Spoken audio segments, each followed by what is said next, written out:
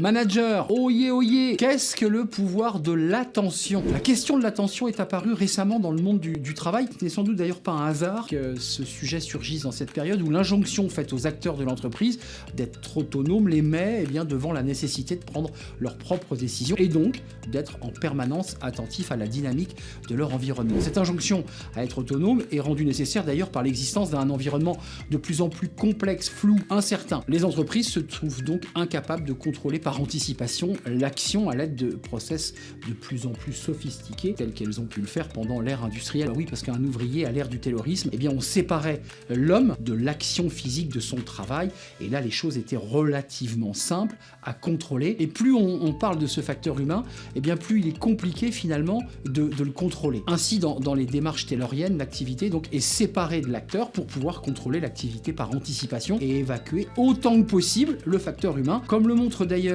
François Dupuis dans son livre, évidemment qui a fait couler beaucoup d'encre, Lost in Management. Plus on développe les stratégies de contrôle, moins on contrôle réellement, surtout dans des systèmes complexes comme je viens de vous le dire. L'attention prend donc une grande place aujourd'hui parce que nous sommes de plus en plus autonomes en apparence, car nous sommes captés, déconcentrés par de multiples pollutions extérieures. C'est vrai qu'un ouvrier à la chaîne, si le portable avait existé, n'aurait pas eu le loisir d'envoyer des messages ou de regarder des vidéos. Déconcentré par des multitâches, par des sollicitations diverses, qui donnent le sentiment de ne pouvoir rien faire ou ne pas réussir à se concentrer. Et si vous passiez donc au management par l'attention, c'est une approche qui met l'accent sur l'importance d'accorder une attention soutenue aux besoins, aux préoccupations et surtout au bien-être des collaborateurs au sein d'une organisation. Il vise à créer un climat de confiance, de respect mutuel en favorisant le dialogue ouvert et en prenant en compte les aspirations individuelles. L'attention, c'est une marque de respect.